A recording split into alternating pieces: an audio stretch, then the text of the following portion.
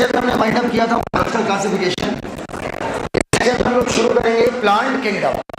जैसे 11 का निपटा चुके होंगे और 11 ज्यादा बड़ी है इन कंपैरिजन टू। आइए देखिएगा, और 12th में भी हम लोग घुसेंगे तो सबसे पहले कैसे फोड़ेंगे, जेनेटिक्स, और जेनेटिक्स के बाद बायोटेक, तब आएगा मजा। उसके बाद कुछ नहीं होगा, उसके बाद बहुत हल्का सिलेबस होगा। चलिए, प्लांट किंगडम 2 से 3 सवालों का चैप्टर। कितने प्रतिशत बच्चा ऐसा बैठा है जिसको प्लांट किंगडम ईमानदारी से नॉन कॉन्सेप्चुअल लगता है? लगता है सर बहुत ज़्यादा कंसेप्चुअल नहीं है, जितना हम ह्यूमन फिजियोलॉजी, पहले ही हाथ ऊपर कर लिया, जितना हम ह्यूमन फिजियोलॉजी, पूरा सुन करो, जितना हम ह्यूमन फिजियोलॉजी को सर कंसेप्चुअलाइज कर लेते हैं, प्लांट फिजियो को हम कंसेप्चुअलाइज कर ही नहीं पाते ना। प्लांट मतलब बॉटनी को हम समझते हैं कि ये सर मतलब बेसलेस है, बस है तो है। कितने लोगों को ऐसा लगता है कि प्लांट किंगडम कठिन है? ईमानदारी से हाथ ऊपर कर लीजिए, आपने एक्सपीरियंस।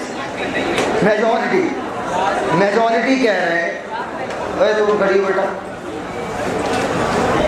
कहाँ चलती नहीं, बीच में तुम नहीं आ रही, ये रोज आती थी, झूठ बोल रही है, बीच में तुम गोला मारी थी, झूठ चरवाहा भीड़ नहीं पहचान पाया।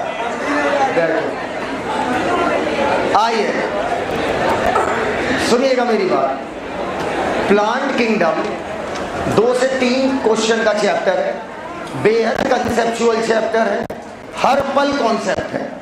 अगर आपको लगता है कि प्लांट किंगडम रटने का चैप्टर है तो आप बेहद गलत हैं। आप गलती क्या कर जाते हैं, प्लांट किंगडम में जो लास्ट पेज है वो है अल्टरनेशन ऑफ जनरेशन। प्लांट की लाइफ साइकिल आप पढ़ते हैं अंत में, और आप ब्रायो, टेरिडो, जिम्नो, एंजियो सब खत्म कर डालते हो। यही आपका प्रॉब्लम, यही आप में दिक्कत हो जाती है। सुनिएगा मेरी बात, आप क्या करते हो, एलिगेटर तो चलो चल जाता है, ब्रायो, टेरिडो, जिम्नो, एंजियो, उसके बाद आपका आता है alternation of generation. Alternation of generation पहले पढ़ना चाहिए, उसके बाद चलता है ब्रायो, टेरिडो, जिम्नो, एंजियो। जैसे ही अल्टरनेशन ऑफ जनरेशन खत्म, मतलब परसों का लेक्चर, समझो प्लांट किंगडम अपनी आखिरी सांसें ले रहा होगा। So let's start plant kingdom. अगर हम बात करें आर.एच. व्हिटेकर की, 1969 आर.एच. व्हिटेकर ने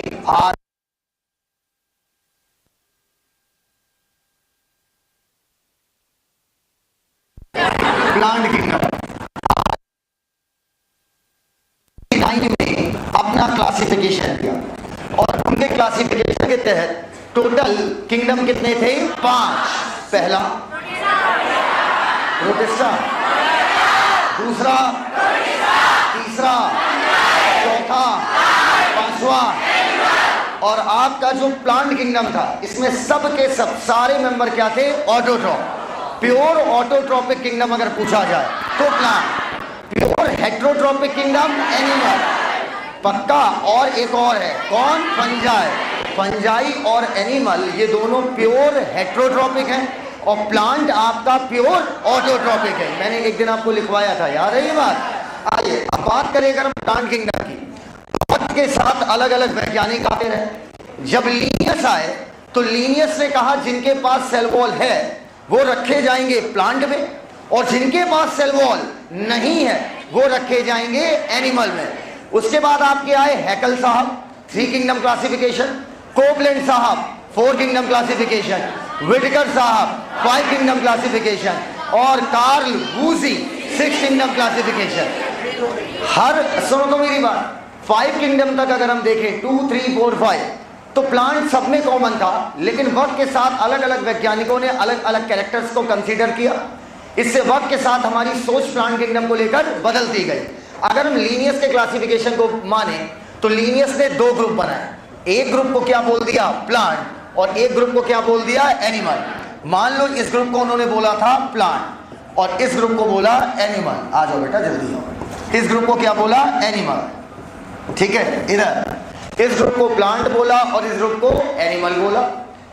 अब प्लांट में इनका कहना था जिनके पास सेल वॉल है वो किस में रखे जाएंगे? प्लांट। तो बेटा इस लिहाज से देखा जाए तो बैक्टीरिया किस में रखा जाएगा? प्लांट। बोलो भैया। अच्छा, बैक्टीरिया के साथ साथ आपका ब्लू ग्रीन एल्गी किस में रखी जाएंगी? प्लांट। पक्का? लीनियस के अकॉर्डिंग। आज ब्लू ग्रीन एल्गी, आप ब्लू ग्रीन एल्गी एल्गी में नहीं पढ़ते हो, आज आप ब्लू ग्रीन एल्गी मोनेरा में यू बैक्टीरिया के अंदर पढ़ते हैं। अभी लास्ट चैप्टर में सिखाया यार। आज ब्लू ग्रीन एल्गी मोनेरा के यू बैक्टीरिया में पढ़ते हैं, पहले इसे किस में रखा गया था? प्लांट। तो आज आपकी ब्लू ग्रीन एल्गी हो गया, मोनेरा का मेंबर जैसे बैक्टीरिया हो गया, ये सब किस में रखे गए थे? प्लांट में। अच्छा, लीनियस के अकॉर्डिंग फंजाई किसमें रखे गए हुए? क्यों? सेल वॉल होती है, किसकी बनी होती है? काइटिन। अच्छा, सेल वॉल होती है, इस वजह से प्लांट में रखा गया कि सेल वॉल काइटिन की होती है इस वजह से? सेल वॉल होने की वजह से फंजाई को किसमें रखा गया? प्लांट। अच्छा, आपके अकॉर्डिंग आपके क्राइसोफाइट के पास सेल वॉल थी, याद आया? अरे सिलिका था डायटम्स में, तो क्राइसोफाइट किसमें रखे गए होंगे? प्लांट।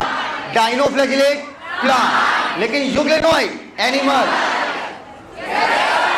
स्लाइम मोल्ड कंफ्यूज, क्योंकि जीवन की एक अवस्था में सेल वॉल है, एक में नहीं है। स्पोर की अवस्था में सेल वॉल है और आपका नॉर्मल अवस्था में नहीं है। इसका मतलब ना उसे आप इधर रख पाओगे ना आप उसको इधर रख पाओगे। प्रोटोजोआ किसमें रखा होगा? इसका मतलब बहुत सारे प्रोटिस्ट, सारे प्रोटिस्ट जैसे कौन कौन? क्राइसोफाइट और डाइनोफ्लैजिलेट, ये किसमें रखे गए होंगे? प्लांट।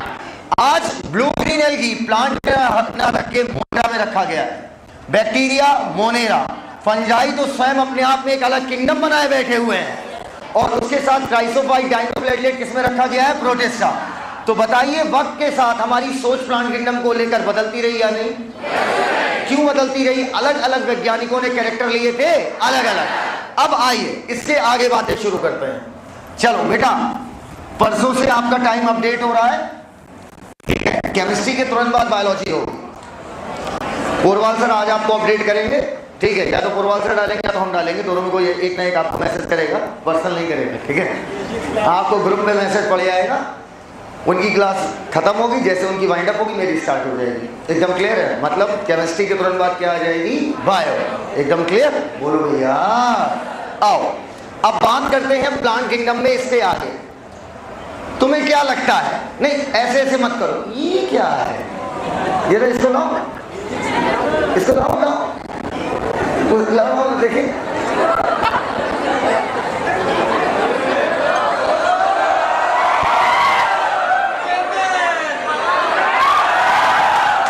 हवाई, अरे हम निकल जाओ इन बचपनों से बेटा। गर्मी है तो कुछ स्टैंडर्ड भाई कॉपी से कर लो, है ना? कम से कम उसी बहाने ज्ञान अंदर चला आएगा। हाँ आइए, हो गया? आइए अब मेरी बात सुनिएगा, सुनिएगा मेरी बात। इस बार अपन जिस पेज से है ना, कोई टॉपिक हर टॉपिक वैसे ही चल रहा है जैसे पहला लेक्चर,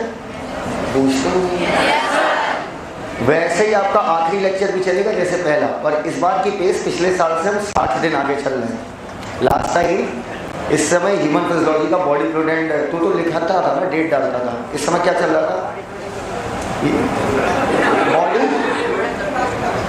बॉडी फ्लूइड की लास्ट क्लास होती थी। हाँ, तो आज के दिन बॉडी फ्लूइड की लास्ट क्लास, मतलब ह्यूमन फिजियो शुरू हुई थी। और अभी हम लोग कहाँ पर हैं? Plant kingdom. और रक्षाबंधन तक अपन एनाटॉमी डाल रहे होंगे। ये कोई खुश होने की बात नहीं है। इसका मतलब ये नहीं कि हम पुराना सब छोड़ दें, जो हो गया वो हो नहीं गया। फिर हम लोग क्या करेंगे? बीच बीच में बैचेस लगा के एक एक दिन में 5-5 चैप्टर रिवाइज कर लेंगे। उससे क्या हो जाएगा? अपन का पुराना क्या आ जाएगा? ग्रिप में। समझ गया बात को? क्योंकि जिस समय हम पढ़ते हैं उस समय तो हम एकदम तैयार हो जाता है। फिर अगर हम उसे इसीलिए बीच जो पेपर ठूस देता हूँ ना, ताकि इसी बहाने तुम पढ़ लोगे, क्योंकि होमवर्क देंगे वो तो तुम करने से। कोमल गुप्ता तुम कर सकती हो। आओ, हो गया? तुम्हें क्या लगता है क्लासिफिकेशन और क्लासिफिकेशन सिस्टम, आप मानते हो ये एक बात है, ये बिल्कुल गलत बात है। मैं एक वैज्ञानिक हूं, मैंने किसी चीज को क्लासिफाई कर दिया कुछ कैरेक्टर्स के आधार पर। ये कोई वैज्ञानिक थे, इनका नाम है डॉक्टर मोटू। तो डॉक्टर मोटू ने इंसान के मतलब जानवरों के ढेर सारे कैरेक्टर ले लिए।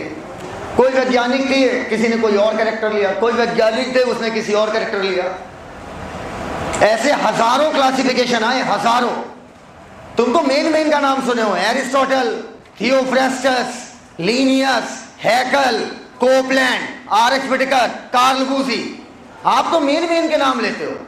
ये तो एकदम मेन वाले हैं जो फेमस हो गए। बाकी क्लासिफिकेशन इतने हुए कि तुम सोच नहीं सकते हो। इतने क्लासिफिकेशन हुए, हजारों क्लासिफिकेशन को हम अध्ययन कैसे करें? हजारों क्लासिफिकेशन का अध्ययन करना मुश्किल कार्य है कि सरल? मुश्किल। वैज्ञानिक हैरान और परेशान, कह रहे यार कोई ऐसा सिस्टम निकालो, कोई ऐसा तरीका निकालो जिससे हम हजारों क्लासिफिकेशन को बड़ी आसानी से समझ जाए कि किस वैज्ञानिक ने कौन से कैरेक्टर लिए थे। अब हजारों वैज्ञानिक हैं यार, हजारों ने हजारों क्लासिफिकेशन दिया, मुझे कब तक याद रहेगा कि किस वैज्ञानिक ने क्या क्लासिफिकेशन दिया? तो इसके लिए वैज्ञानिकों ने एक सिस्टम निकाला और उस सिस्टम को कहा क्लासिफिकेशन करने का system, that is classification system. और कि हजारों क्लासिफिकेशन को हम 3 कैटेगरीज में रखेंगे, चौथी कोई कैटेगरी नहीं। या तो वो क्लासिफिकेशन सिस्टम कहलाएगा वेजिटेटिव, क्या कहलाएगा? वेजिटेटिव। या तो वो क्लासिफिकेशन सिस्टम कहलाएगा natural, just a second, sorry, या तो वो क्लासिफिकेशन सिस्टम के प्लांट के केस में वेजिटेटिव बोल देते हैं, वो भी गलत नहीं। या तो वो क्लासिफिकेशन सिस्टम कहलाएगा आर्टिफिशियल, या तो क्लासिफिकेशन सिस्टम कहलाएगा नेचुरल, या तो वो क्लासिफिकेशन सिस्टम आपका कहलाएगा फाइलोजेनेटिक। आपको मैंने पहले भी बताया था, सबसे डेवलप्ड कौन वाला माना जाएगा? Phylogenetic, evolutionary relationship. अच्छा, कभी मन में सवाल नहीं आया कि 10 बार बाद आपके दिमाग में सेट हो गई कि सर फाइलोजेनेटिक को इतनी प्रायोरिटी दे रहे क्यों है? मेरे भाई, अगर आप फाइलोजेनेटिक क्लासिफिकेशन कर रहे हो ना, तो ये सब उसमें लपेट जाएगा। पूछो कैसे? मान लो मेरे लक्षण मान लो हम और बंदर एक ग्रुप में रखे गए, इसका मतलब हमारा एंसेस्टर कौन होगा? Common, same. अरे ये नहीं कि हमारे माई बाप कॉमन होंगे, माई बाप नहीं बेटा, बहुत दूर के एंसेस्टर, मुंह से निकाला था, दूर के एंसेस्टर हमारे क्या रहे होंगे? सेम। एंसेस्टर सेम मतलब लक्षण सेम, एंसेस्टर सेम मतलब लक्षण सेम। और आर्टिफिशियल नेचुरल में क्या देखे गए हैं? लक्षण। तो जब आप फाइलोजेनेटिक देखते हो तो लक्षण तो आपके ऑटोमेटिक आ गए। अगर मैंने कहा कि हम शेर, कैमल, चमगादड़ ये सब एक ग्रुप में रखे गए, मतलब हमारे लक्षण आपस में मैच कर रहे हैं। तो जब आप फाइलोजेनेटिक रिलेशनशिप देख रहे हो तो एक्चुअली में फाइलोजेनेटिक के साथ साथ ये दोनों तो उसी में घुस गए ना। नहीं समझ पाए हमारी बात? भाई अगर मैंने 10 स्पीसीज को एक ग्रुप में रखा है, एक ग्रुप में रखा होगा, इसका मतलब क्या है? कुछ, भाई सारे लक्षण तो सेम नहीं हो सकते, पर उनके कुछ लक्षण तो क्या होंगे? सेम। जो उस ग्रुप का लक्षण होगा तभी उस ग्रुप में रखा गया। अब अगर कोई एक ग्रुप में रखा गया तो आप कहते हो सर इनके एंसेस्टर क्या हुए? कॉमन। तो आप यहां कौन सा रिलेशनशिप देख रहे हो? फाइलोजेनेटिक। और फाइलोजेनेटिक जो आप देख रहे हो एक्चुअली वो उसमें दोनों लपेट गए, आर्टिफिशियल भी और नेचुरल भी। समझना, सबसे पहले शुरुआती क्लासिफिकेशन जितने भी थे सब आर्टिफिशियल में चले गए मैक्सिमम। अब आर्टिफिशियल में क्या क्या देखते थे सुनते जाना। आर्टिफिशियल क्लासिफिकेशन बिल्कुल 2 कौड़ी का क्लासिफिकेशन सिस्टम था, लेकिन जब शुरुआती, देखो कोई भी चीज 2 कौड़ी की नहीं होती। आज हम कह सकते हैं आर्टिफिशियल 2 कौड़ी का है। जिसने पहली बार किया होगा उससे पूछो क्या बीती होगी। आज अगर हम कहें कि फोन बनाना मुश्किल काम है कि आसान, हम कहेंगे फोन बनाने में क्या है सर, 2 महीने का कोर्स है, 3 महीने का कोर्स है, कर लो, फोन बनाना सीख जाओगे। पहली बार बना के दिखाओ, तब हम मान जाएं कि फोन बनाना कुछ नहीं होता। तो भैया, लेकिन आपके लिए मुझे लग रहा है कि फोन बनाना भी बड़ी बात है, इसीलिए आप लोग एकदम चुप बैठे हो। अच्छा, टायर बनाना कोई मुश्किल काम है? पर पहली बार जिसने सोचा होगा वो बहुत बड़ी बात थी। समझना मेरी बात, पहली बार जिसने कोई स्टिमुलस आ गया, कोई कीड़ा काट लिया, स्टिमुलस है, पूछो क्यों? देखो काट लिया, मच्छर नहीं था, मच्छर नहीं थी, क्योंकि इसने मेरी बॉडी की होम्योस्टेसिस को क्या किया, डिस्टर्ब। और कोई भी चीज जो मेरी बॉडी की होम्योस्टेसिस को डिस्टर्ब करेगा वो क्या कहलाएगा, स्टिमुलस। रिस्पॉन्स आ तो रहा है। अब इधर आओ, अगर एक बार खजुलाए तो नॉर्मल, दिना भर खजुलाए तो एलर्जी है। Hyper sensitivity to anything, hyper sensitivity to anything is allergy. Artificial में उन वैज्ञानिकों का क्लासिफिकेशन रखा गया जिन वैज्ञानिकों का क्लासिफिकेशन सिस्टम में एक या दो कैरेक्टर थे, वो भी मॉर्फोलॉजिकल, ऊपर वाले, ऊपर वाले कैरेक्टर लिए। मैं भाई प्लांट किंगडम पढ़ रहा हूं, इस वजह से मैं एनिमल की तरफ नहीं बढ़ूंगा। और प्लांट किंगडम में भी अकॉर्डिंग टू नीट का सिलेबस ना आपको एल्गी डिटेल में पढ़ना है, ना ब्रायो डिटेल में पढ़ना है, ना टेरिडो, ना जिम्नो, सिर्फ एनजीओ। एनजीओ ही हम डिटेल में पढ़ते हैं। बोलो हम नहीं मानते। Morphology of flowering plant, anatomy of flowering plant, sexual reproduction in flowering plant. तो सारा फोकस किस पे है, फ्लावरिंग प्लांट। समझ पाए हमारी बात। तो यहां पर भी हम क्लासिफिकेशन सिस्टम को समझाएंगे आपको, लेकिन एंजियोस्पर्म के रेफरेंस में समझाएंगे। यहां सिर्फ किसके क्लासिफिकेशन की बात करेंगे, एंजियोस्पर्म। वो वैज्ञानिक जिन्होंने एंजियोस्पर्म प्लांट के मात्र मोटे मोटे ऊपर के एक दो कैरेक्टर लिए, एक दो कैरेक्टर मात्र। जैसे याद करो, एरिस्टोटल ने ट्री, श्रब और हर्ब में बांटा था, याद आया? उसने क्या किया था, मॉर्फोलॉजिकल कैरेक्टर लिया था उससे। अगर एक आध कैरेक्टर आप लेते हो तो आप क्लासिफिकेशन सिस्टम किसमें गिरेगा, आर्टिफिशियल। बोलो यार। तो आर्टिफिशियल में या तो आप ऊपर, आपको एक शब्द सिखा रहा हूं, सुनना। प्लांट, रूट को, स्टेम को और लीफ को। रूट, स्टेम, लीफ संबंधित अगर आप कोई भी चीज देखते हैं, आगे आप पढ़ोगे 2 चैप्टर छोड़कर मॉर्फोलॉजी में, कि रूट 3 प्रकार की, tap root, fibrous root, adventitious root. Leaf भी आप पढ़ोगे, वेनेशन, पैरेलल वेनेशन, आगे आएगा, आगे आएगा, परेशान ना हो। फिर लीफ के अरेंजमेंट पे पढ़ोगे, अल्टरनेट फाइलोटैक्सी, होल्ड फाइलोटैक्सी और अपोजिट फाइलोटैक्सी। फिर टाइप ऑफ लीफ में पढ़ोगे, सिंपल लीफ या कंपाउंड लीफ। फिर कंपाउंड में भी पढ़ोगे, पिन्नेटली कंपाउंड या पामनेटली कंपाउंड। तो अगर आप प्लांट का वेजिटेटिव कैरेक्टर ले रहे हैं, रूट, स्टेम और लीफ, वो भी ऊपर, तो आपका क्लासिफिकेशन सिस्टम किसमें जाएगा, आर्टिफिशियल। आर्टिफिशियल में एक आध वेजिटेटिव कैरेक्टर ले लिए जाते थे और उसी हिसाब से वैज्ञानिकों ने क्या कर दिया था, क्लासिफाई। तो आर्टिफिशियल में हम प्लांट के वेजिटेटिव कैरेक्टर लेंगे, या से लीनियस। उन्होंने क्या किया था, उन्होंने एंड्रोशियम का स्ट्रक्चर लिया था कि एंड्रोशियम तो पता होगा, मेल सेक्स ऑर्गन के घेरे को क्या बोलते हैं, एंड्रोशियम। एंड्रोशियम की संरचना कैसी है, अर्थात एंड्रोशियम मोनोथिकस है कि डाइथिकस है, उसमें स्टैमेन का अरेंजमेंट कैसा है, ये सारी बातें आगे डिटेल में आएंगी। तो अगर कोई वैज्ञानिक, क्लासिफिकेशन एक आध है कि हजारों, ये भी बता रहे हैं हजारों, लेकिन हजारों को हमने क्या किया, हमने कह दिया कोई वैज्ञानिक अगर एक आध कैरेक्टर ले रहा है, हीरोइन इधर, तुम्हें से कह रहे लड़के, हाँ, अगर कोई वैज्ञानिक एक आध कैरेक्टर ले रहा है, वो भी मॉर्फोलॉजिकल, मोटा मोटा एक दो कैरेक्टर, तो उसके क्लासिफिकेशन को डाल देंगे आर्टिफिशियल। आर्टिफिशियल में दो चीजें पकड़ी गई, या तो आप वेजिटेटिव कैरेक्टर लेंगे ढेर सारे की एक आध, ढेर सारे, हाथ फैला दिए तो ढेर सारे, अच्छा, या तो आप एंड्रोशियम का स्ट्रक्चर लोगे। एंड्रोशियम फाड़ के नहीं देखोगे, ऊपर से जितना समझ में आएगा बस उतना। एंड्रोशियम का स्ट्रक्चर, ये इसको लेकर क्लासिफाई करने वाला वैज्ञानिक था लीनियस। लीनियस का क्लासिफिकेशन आर्टिफिशियल में इसलिए गया क्योंकि उसने एंड्रोशियम को देखा कि एंड्रोशियम का स्ट्रक्चर कैसा है, और ये क्लासिफिकेशन भी किसमें जाएगा, आर्टिफिशियल, क्योंकि इन्होंने कैरेक्टर कितना लिया, ए, दैट इज एंड्रोशियम स्ट्रक्चर। अब मेरी बात सुनो, आर्टिफिशियल क्लासिफिकेशन सिस्टम की बहुत आर्टिफिशियल क्लासिफिकेशन सिस्टम में कोई एक क्लासिफिकेशन है, हजारों यार, हजारों। जिस वैज्ञानिक ने एक आध कैरेक्टर लिए, ऐसे मत बैठ, सीधा बैठ, एक आध कैरेक्टर लिए, वो भी एक आध कैरेक्टर जो लिए वो भी मॉर्फोलॉजिकल लिए, अर्थात ऊपर से देखा, वो सब किसमें चला जाएगा, आर्टिफिशियल। इतना वाहियात क्लासिफिकेशन था, मैं आज के दौर से कंपेयर करके बता रहा हूं। पता किसके आधार पर होता था, प्लांट की हैबिट क्या है। हैबिट मतलब गुड हैबिट और बैड हैबिट नहीं, कहने का मतलब प्लांट पाए कहाँ जा रहे हैं, दलदल में, पानी में, या जमीन पे। तो ये कोई बहुत साउंडिंग बहुत जबरदस्त क्लासिफिकेशन है नहीं यार, लाखों प्लांट जमीन पे पाए जाते हैं।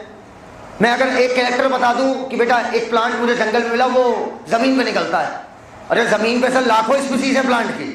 तो क्लासिफिकेशन ऐसा होना चाहिए, इतना बेहतरीन स्टेप बाय स्टेप होना चाहिए कि हम खटाक से उस स्पीसीज को पकड़ लें कि ये स्पीसीज खोजी गई है या नहीं। अब तुम एक आध कैरेक्टर ले रहे हो और वो भी ले क्या रहे हो, प्लांट की हैबिट कि प्लांट पाए कहां जा रहा है, दलदल में, पानी में या जमीन पे।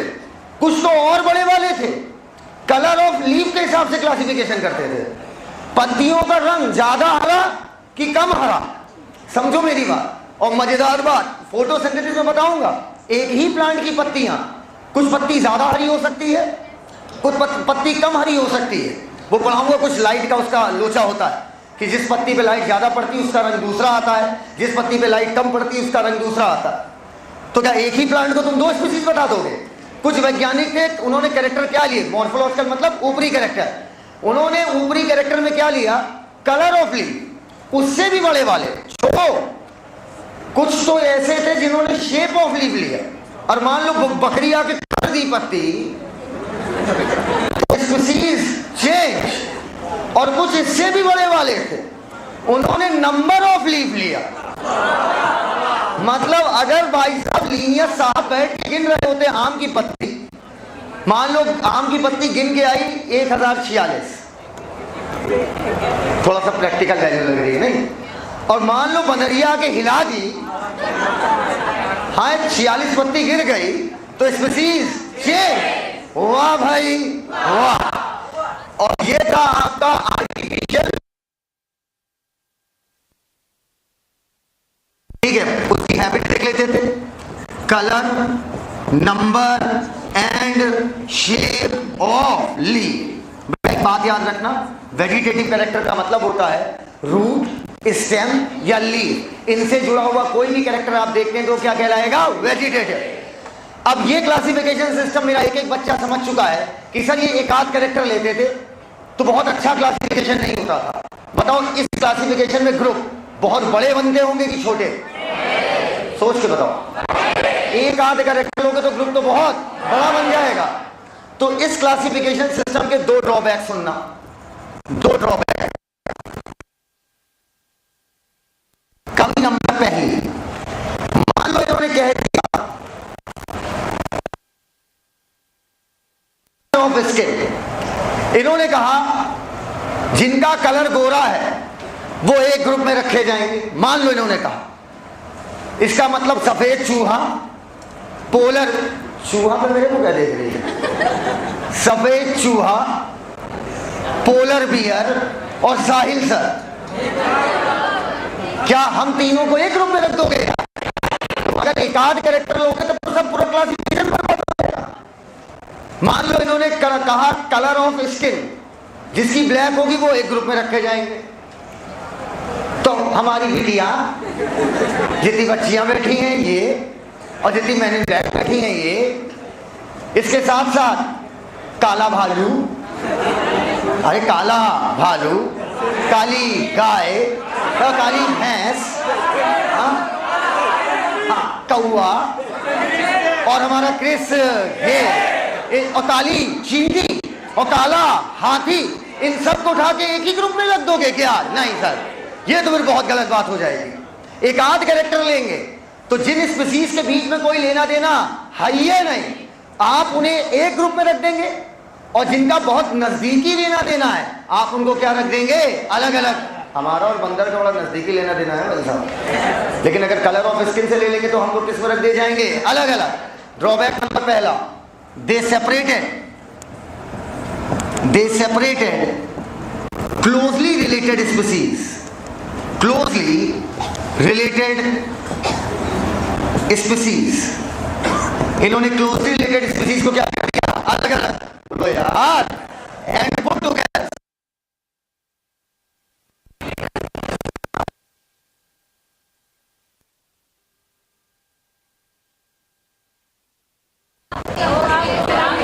बेटा हमारी आवाज तेज नहीं है। कौन कहता मेरी आवाज तेज है? अच्छा बेटा, आवाज तेज नहीं है, शेर की दहाड़ कुछ ऐसी होती है। and put together. Put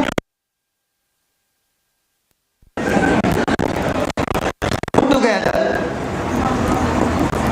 distantly related species, जिनका बहुत दूर दूर वाला नाता था, उनको एक साथ उठा के रख दिया।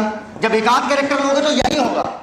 हमको क्रिस गेल को अलग कर दिया यार, हमको रख दिया पोले विलियम वाले ग्रुप में, हमारी बहनों को रख दिया क्रिस गेल वाले ग्रुप में। बहुत बुरा लगा बेटा मुझे, मतलब मेरी आंखों से यूरिन आ गया।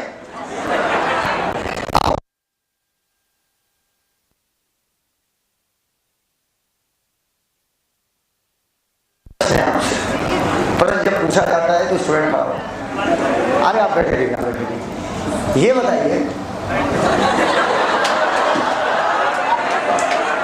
आपको इस क्लास के लड़कों से बहुत खतरा है। मैं आपको बता दे रहा हूँ,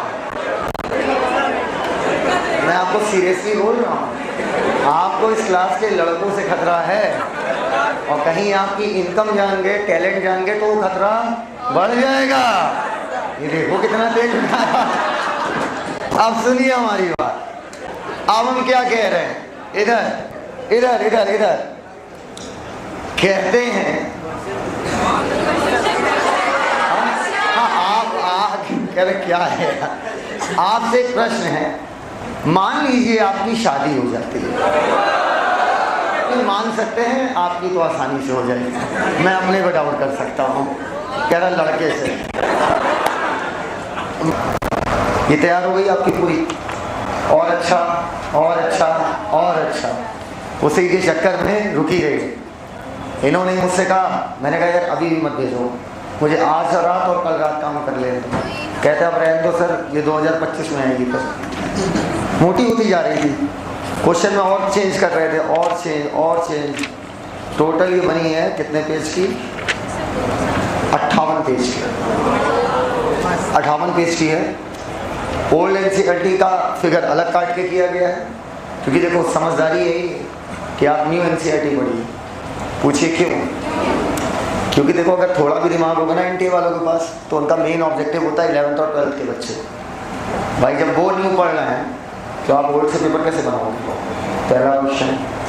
क्वेश्चन नंबर दूसरा कि चलिए आपको पागल कुत्ते ने काट ही लिया है, आपको रेबीज हो गया है और आप अपना सेंस खो चुके हैं, और आपने दिसंबर में ब्रोशर लॉन्च किया और आपने ब्रोशर में बोल दिया कि भैया हम पुराना वाला कंटेंट रखे हैं, वो तो देख के ही पता चल जाएगा।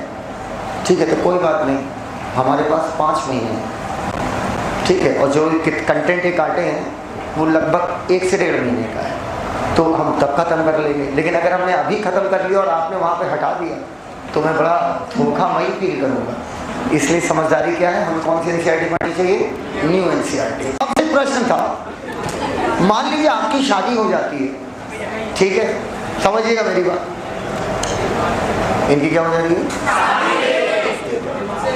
और आप चाहते हैं कि आपका लड़का जो है वो जट काला पैदा हो, बिल्कुल साहिल सर जैसा, बिल्कुल क्रिस गेल के जैसा चाहते हैं, और ये अपनी पत्नी के साथ चले गए अफ्रीका। इनके मन में एक धारणा है, क्योंकि मैथ से इनके मन में एक धारणा है कि अगर अंग्रेजी में लिखा इनके मन में एक धारणा आई कि अगर हम अफ्रीका जाके बच्चा करेंगे तो क्या पता लॉन्चिंग ब्लैक हो एकदम, ठीक है। पर ये भी गोरे हैं, इनकी पत्नी भी मान लो भाग्यवश गोरी निकली, ठीक है, इधर। और लेकिन उन्होंने देखा बच्चा तो गोरा है, ये फोन किए, कैंसर क्या बायोलॉजिकल फिनोमेना हुआ, अफ्रीका में तो बच्चे काले होते, हमको उसके लिए अफ्रीकी होनी चाहिए। मैंने कुछ गलत तो नहीं कहा, क्योंकि इन्वायरमेंट बदलने से आपके रिप्रोडक्टिव कैरेक्टर थोड़ी बदल जाएंगे। अरे यार क्या मतलब, तो भाई इन्वायरमेंट बदलने से गैमेट का कलर काला हो जाएगा? वाह भाई वाह, अरे मजाक चल रहा है क्या भाई? इन्वायरमेंट बदलने से कलर थोड़ी चेंज हो जाएगा, बोलो यार। तो आप पैदा वहां पर इंसान ही करेंगे, क्योंकि आप स्वयं क्या है, इंसान। आप कहीं भी चले जाइए, आप अगर मान लीजिए आप मेरे घर आ जाएंगे तो ऐसा थोड़ी कि शेर पैदा होगा, भाई क्योंकि रिप्रोडक्टिव कैरेक्टर आपके चेंज नहीं होंगे। हाँ ये हो सकता है कि अगर आपका बच्चा अफ्रीका में बहुत दिन तक खेला कूदा तो हो सकता है वो थोड़ा सा क्या हो जाए, गोरे से काला हो जाए। बोलो यार। तो जो हमारी बॉडी के ऊपरी कैरेक्टर है, अंग्रेजी में एनिमल में उसको सोमैटिक कहते हैं, प्लांट में उसे वेजिटेटिव कहते हैं। एनिमल की बॉडी को सोमा बोलते हैं, सोमा मतलब एनिमल बॉडी, और वेजी मतलब प्लांट बॉडी। तो आपका जो लड़का होगा वो शेर नहीं होगा, वो शेर नहीं होगा, क्योंकि आपके जीन्स अलाउ नहीं कर रहे हैं कि वो क्या बने, शेर। तो रिप्रोडक्टिव कैरेक्टर पर एनवायरनमेंट का फर्क जल्दी नहीं पड़ता, लेकिन आपकी बॉडी के सोमैटिक लक्षण, या अगर हम प्लांट की बात करें तो इनके वेजिटेटिव लक्षण, इनके क्या हो जाएंगे, बदल जाएंगे। तो बताओ एनवायरनमेंट पे ज्यादा असर किसका पड़ा, रिप्रोडक्टिव का कि वेजिटेटिव? और एक अच्छा एग्जांपल देता हूं। आप कभी पहाड़ पे गए हो? हाँ, मिट्टी के टीले पे चढ़ जाने को पहाड़ नहीं कहते हैं, समझ पाए? हम लोगों ने पहाड़ पे देखा है कि पहाड़ पे प्लांट कुछ इस शेप के होते हैं। नोटिस किया? एक नीम का प्लांट लो, जाओ पहाड़ पे लगा दो, भरोसा करो, एक नीम का प्लांट लो, जाओ पहाड़ पे लगा दो। अगर एक नीम के प्लांट का सीड पहाड़ पे लगा दोगे तो उससे साइकस का प्लांट नहीं निकलेगा। निकलेगा किसका प्लांट? नीमे का होगा, वो नीमे निकलेगी उससे निमकौरी, जिसे मार के खेलेंगे गर्मी छुट्टी में। खेले हो कि नहीं खेले? नीम का प्लांट अगर है, आप उसे पहाड़ पे ले जाके लगाओ या गड्ढे में ले जाके लगाओ, उससे जो प्लांट निकलेगा वो नीम ही, क्योंकि रिप्रोडक्टिव कैरेक्टर पर एनवायरनमेंट का फर्क उतना नहीं पड़ता। हाँ वो अलग बात है कि वहां का जो नीम का प्लांट होगा उसका शेप कुछ ऐसा होगा। हर पहाड़ी प्लांट का शेप थोड़ा ट्रायंगुलर होता है। इसका कारण होता है, पहाड़ पर जब गिरेगी बर्फ तो बर्फ इस पर टिकेगी नहीं, बर्फ लुढ़कती हुई किधर चली जाएगी, नीचे। दैट्स व्हाई पहाड़ के प्लांट का शेप कैसा होता है, ऐसा। पहाड़ के प्लांट की पत्तियां भी छोटी होती हैं, पहाड़ के प्लांट की पत्तियां छोटी होती हैं। अगर एक और रूट की बात करते हैं और सरल है। रूट जो होते हैं, जो जमीन पर नीम का प्लांट लगा और जो पहाड़ पर नीम का प्लांट लगा है, पहाड़ वाले की रूट बहुत अंदर तक गई होती है, क्योंकि उसे तेज हवाओं के क्या झेलने पड़ते हैं, थपेड़े। तो बताओ वेजिटेटिव कैरेक्टर एनवायरनमेंट बदलने से, प्लेन से आप पहाड़ पे गए, अगर आप प्लेन पर मतलब जमीन पर अगर आप एक नीम का प्लांट देखो तो ऐसे फैला रहता है, देखा होगा ना। लेकिन वहीं पर पहाड़ पर उसका शेप कैसा हो जाएगा, ट्रायंगुलर। इसका मतलब वेजिटेटिव कैरेक्टर पर एनवायरनमेंट का असर पड़ेगा ज्यादा और रिप्रोडक्टिव कैरेक्टर पर फर्क पड़ेगा कम। तो ज्यादा तवज्जो क्लासिफिकेशन में इस कैरेक्टर को देनी चाहिए, जो बोलते ही नहीं हो यार, जिसका एनवायरनमेंट पे असर कम पड़े, जिसका एनवायरनमेंट पे असर कम पड़े। समस्या क्या थी, लाउडली पढ़िए इसे। Give equal importance to vegetative मतलब रूट स्टेम और leaf, vegetative and reproductive character both. क्या ये बात एकदम क्लियर है? लेकिन बराबर इंपॉर्टेंस देना क्या हो गया भैया, गलत। क्लासिफिकेशन खत्म कर, जिन्होंने एक आध कैरेक्टर लिए, अब वेजिटेटिव कैरेक्टर में क्या वाहियात कैरेक्टर लिए गए, हैबिट, कलर, नंबर, शेप और लीफ। वो क्लासिफिकेशन सिस्टम किस में चला, वो क्लासिफिकेशन किस में चला जाएगा, आर्टिफिशियल। लेकिन मत बात सुनते रहना। अब अगला क्लासिफिकेशन आ रहा है नेचुरल। नेचुरल को बहुत अच्छे से समझिएगा, नेचुरल क्लासिफिकेशन आराम से सुनिएगा।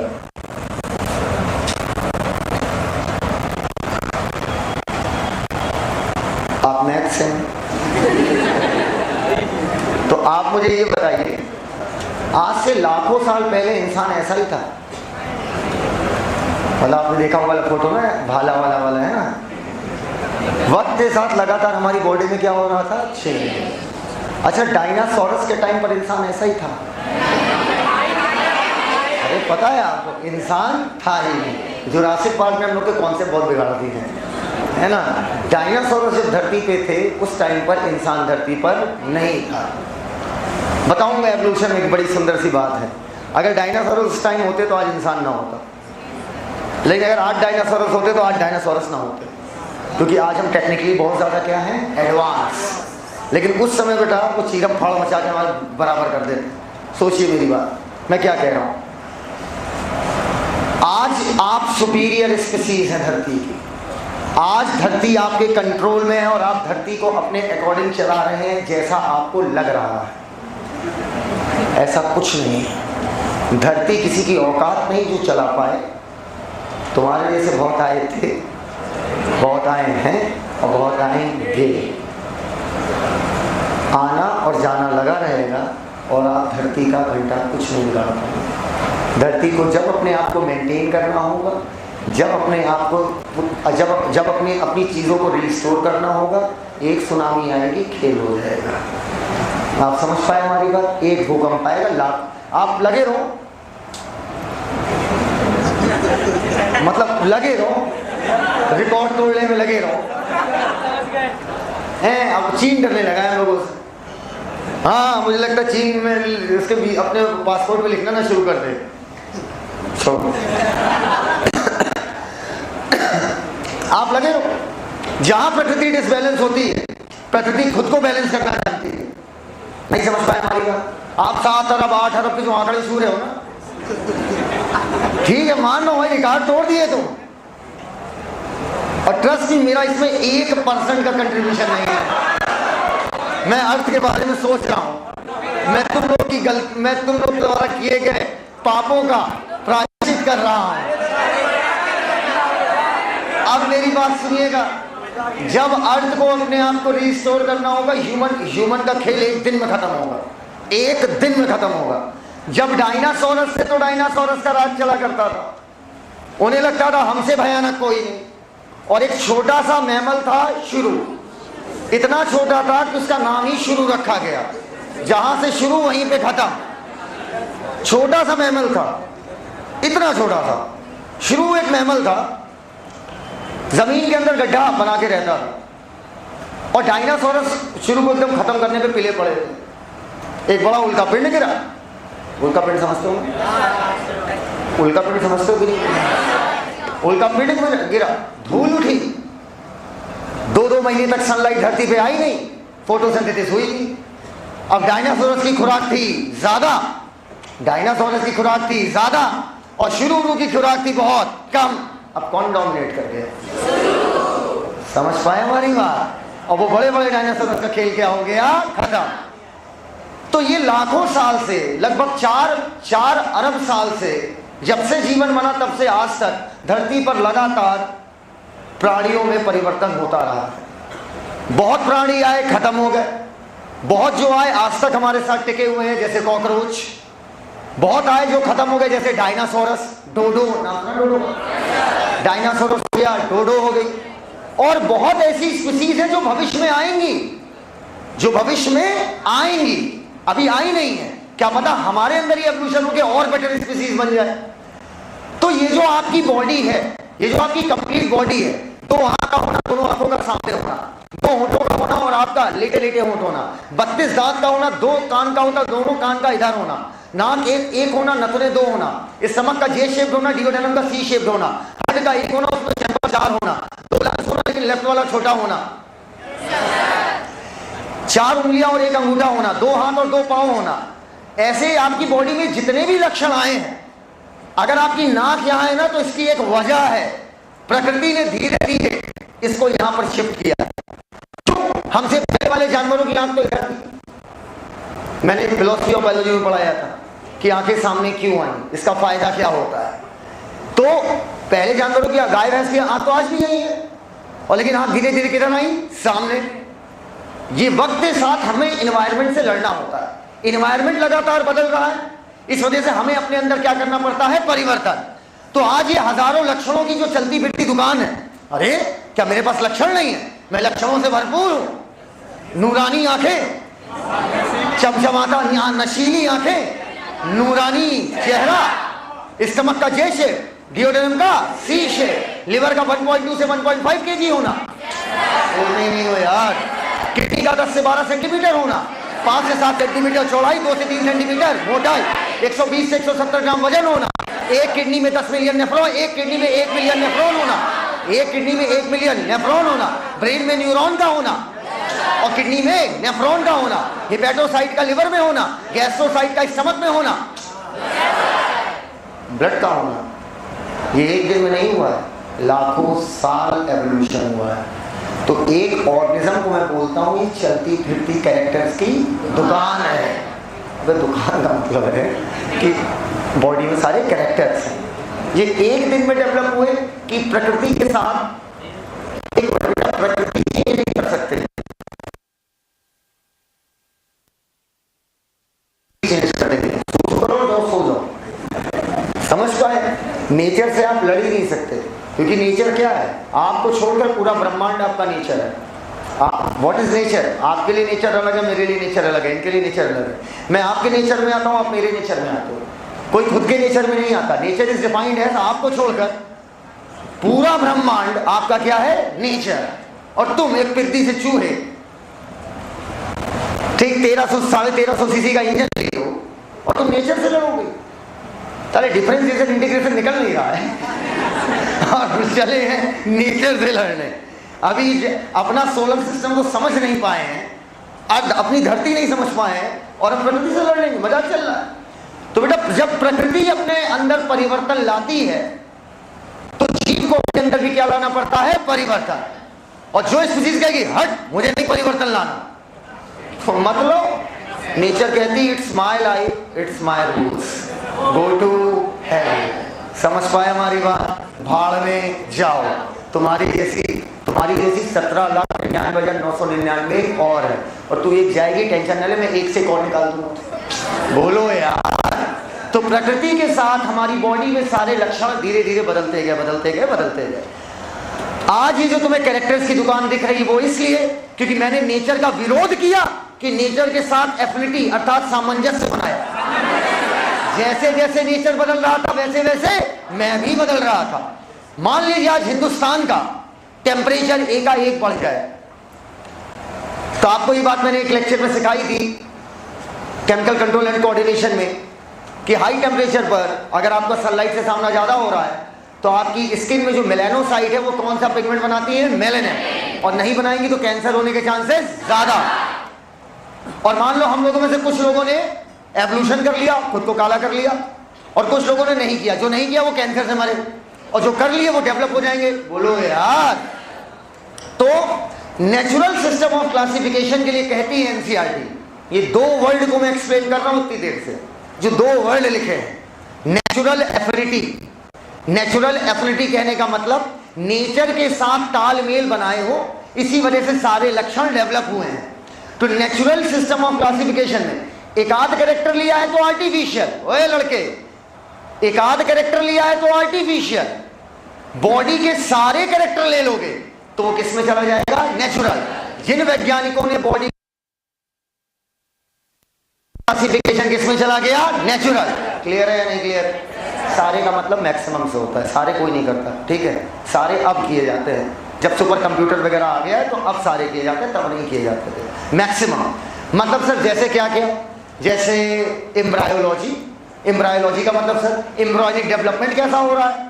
आपके एम्ब्रॉयनिक डेवलपमेंट के दौरान गिल्स जैसी स्ट्रक्चर बन रही है या नहीं बन रही है? एम्ब्रॉयनिक डेवलपमेंट कैसे हो रहा है? पहले महीने में क्या बना, दूसरे महीने में क्या बना, तीसरे महीने में क्या बना, चौथे महीने में क्या बना? मजेदार बात बताऊं? चाहे मछली हो, चाहे एम्फीबिया हो, चाहे रेप्टाइल हो, सर हम लोग तो प्लांट किंगडम पढ़ना है। बस यही गंवार छाप आदत छोड़ दो।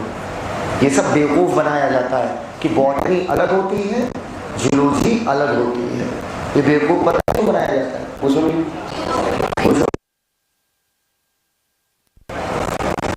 देव कानपुर छोड़ दीजिए तो हिंदुस्तान में हर जगह बॉटनी अलग पढ़ाई जाती है, जूलॉजी अलग पढ़ाई जाती है। कहते हैं बॉटनी 4 सब्जेक्ट हैं, इस लेवल पे बॉटनी जूलॉजी करते हैं। बताओ, तब तो हम तो कहते हैं कार्डियोलॉजी बनाओ, एंजियोलॉजी बनाओ। भाई बॉडी फ्लूइड एंड सर्कुलेशन में बनाओ ना। कार्डियोलॉजी का अलग टीचर होगा, एंजियोलॉजी का, ब्लड वेसल का अलग टीचर, बोलो भाई पल्मोनोलॉजिस्ट अलग होगा, तो ये सब फालतू बातें हैं। वो इसलिए किया जाता है ताकि आपसे एक ही सब्जेक्ट की 2 फीस ली जाए, तब तुम बॉटनी की अलग दोगे और जूलॉजी की अलग दोगे। बेटा बॉटनी जूलॉजी एक है, सब एक है, सब रिलेटेड है। जब मैं प्लांट फिजियो पढ़ाऊंगा तो ह्यूमन फिजियो के इतने कॉन्सेप्ट उठाऊंगा कि पूछो नहीं भाई, सीधी सी बात है।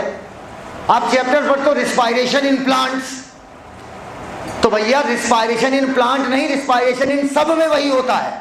अब प्लांट लिख के अब तुम बता दो बॉटनी है, क्योंकि चैप्टर पे क्या लिखा हुआ है, प्लांट। क्या ग्लूकोज पे लिखा होता है ग्लूकोज प्लांट वाला? तो भैया सीधी सी बात है, बेवकूफ बनाने के तरीके हैं। तो बेटा सब कुछ रिलेट किया जाता है, each and everything is related to each and everything, and if you want to understand anything you must have to know each and everything is related with each and everything. कक्षा 11 में quotation लिखे थे, हर चीज से connected है, और अगर तुम हर चीज के बारे में जानना चाहते हो तो इस बात को फिर सुनो कि हर चीज से कनेक्टेड है। तो किसी एक चीज को सही समझ लोगे तो हर चीज को समझ लोगे, एक को समझ जाओ पूरी तरीके से, बाकियों को समझना क्या हो जाता है, आसान। उसी के अल्ले पल्ले सबका नेचर होता है। मैं ग्रुप की बात कर रहा हूँ।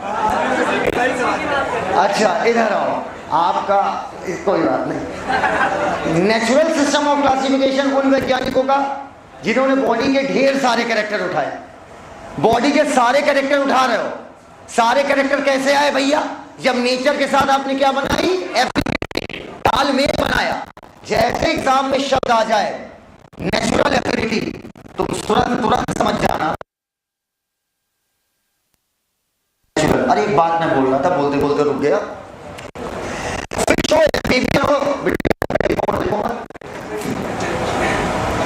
फिश हो, एम्फीबियंस हो, रिप्टाइल्स हो, बर्ड्स हो और मैमल्स हो। आपको पता है इन पांचों की एम्ब्रायोलॉजी में एक बड़ी मजेदार चीज सेम है। जब आपका एम्ब्रियोनिक डेवलपमेंट हो रहा था ना, तो यहाँ पे इस साइड यहाँ पर दरार पाई, इसे बोलते हैं गिल स्लिट। स्लिट मतलब क्या होता है, दरार। जैसे हम लोग नेफ्रॉन में पढ़ते फिल्ट्रेशन स्लिट, याद आया? यहाँ पर खांच थी, मतलब उंगली डालोगे हलक में जाएगी, लेकिन पैदा होने से पहले ये पूरा क्या होता है, भर जाता है। मछलियों में ये नहीं भरता, लेकिन एम्ब्रियोनिक डेवलपमेंट में देखा गया कि चाहे फिश हो, एम्फीबियन हो, रिप्टाइल हो, बर्ड हो, मैमल हो, सब के सब में यहां पर दरार पाई जाती है जब वो भ्रूण अवस्था में पल रहे होते हैं। अगर ये लक्षण आपस में मिल रहा है, इसका मतलब कहीं ना कहीं हम सबके एंसेस्टर क्या हुए, से समझ पाए हमारी बात? एम्ब्रायोलॉजी के साथ साथ वैज्ञानिकों ने फाइटोकेमिस्ट्री का भी इस्तेमाल किया। फाइटोकेमिस्ट्री क्या होती है? केमिस्ट्री मतलब deal of branch of science which deals with chemicals. Phyto मतलब क्या होता है, प्लांट। वैज्ञानिकों ने देखा कि यार ये 14 अलग अलग स्पीसीज है प्लांट की। लिखिए मत यार, सब लिखा हुआ, अभी रीड कराऊंगा। फाइटोकेमिस्ट्री में क्या देखा कि 14 अलग अलग स्पीसीज है प्लांट की, लेकिन इन 14 के 14 में, मान लो एक पिगमेंट का ऐसे मैं नाम ले रहा हूं कोई भी XYZ, वो 14 के 14 में पाया जा रहा है। ठीक, इसका मतलब कहीं ना कहीं इन 14 की 14 स्पीसीज में अगर सेम केमिकल बन रहा है, मान लो ये 14 प्लांट की स्पीसीज हैं, मैंने देखा इन सब के अंदर विनब्लास्टिन बन रहा है या स्टाइकीन बन रहा है। एक कोई फर्जी नाम ले लो, फर्जी नाम नहीं बेटा, नाम, सब में स्ट्राइकीन बन रहा है। मैं समझ गया तुम सब अलग अलग स्पीसीज हो, क्योंकि तुम्हारे लक्षण क्या होंगे, अलग अलग। लेकिन अगर ये लक्षण मिल रहा है कि तुम सब में स्ट्राइकीन बन रहा है, मतलब कुछ मेटाबॉलिक रिएक्शन तुम सब में क्या चल रही है, इससे, तो कहीं ना कहीं दूर ही सही इन सब के एंसेस्टर क्या हुए, same. Are you getting my point? बोलते ही नहीं हो यार। अल्ट्रा स्ट्रक्चर देखी गई। अल्ट्रा स्ट्रक्चर मतलब बेहद घुसकर स्ट्रक्चर देखी गई, सूक्ष्म स्ट्रक्चर पकड़ी गई। प्रोकैरियोट होना, यूकैरियोट होना, नहीं समझे? अब सेल वॉल में है, सेलुलोज के साथ और क्या क्या है, मतलब सेल को घुस के स्टडी किया गया और देखा गया किनकी सेल्स में क्या है, सिमिलैरिटी। ऐसे बहुत सारे कैरेक्टर लिए जाते हैं किसमें, नेचुरल सिस्टम ऑफ क्लासिफिकेशन। क्या पूरी क्लास में कोई बता पाएगा नेचुरल एफिनिटी वर्ड क्यों लिखा है इसके लिए?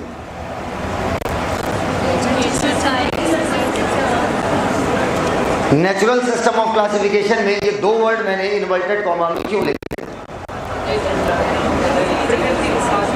क्योंकि इसमें बॉडी के सारे कैरेक्टर उठाए गए। और सारे कैरेक्टर कैसे आए? जब नेचर के साथ आपने क्या बनाई? एफिनिटी। एकदम एफिनिटी नहीं होता बेटा, एफिनिटी। आओ, natural system of classification, natural system of classification NSOC for flowering plant. Flowering plant के लगभग सारे कैरेक्टर उठाने वाले साइंटिस्ट थे जॉर्ज बेंथम और जोसेफ डॉल्टन हुकर।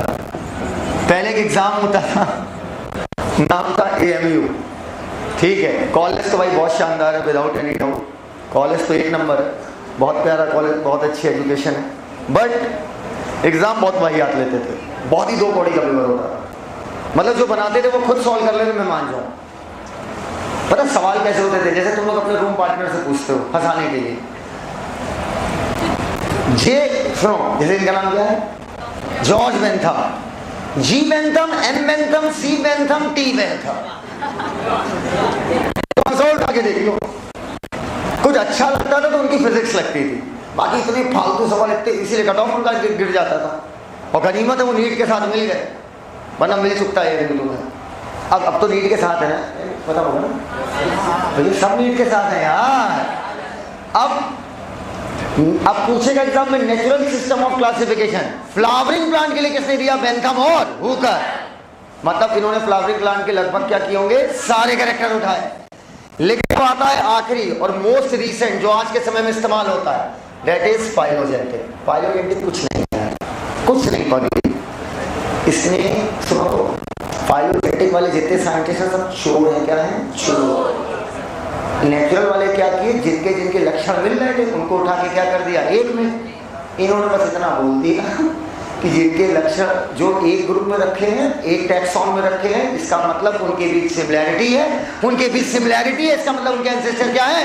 कॉमन। बोलो यार, बस यही है phylogenetic most recent classification. Is this clear to each and everyone? बोलते हैं क्या ये बात समझ?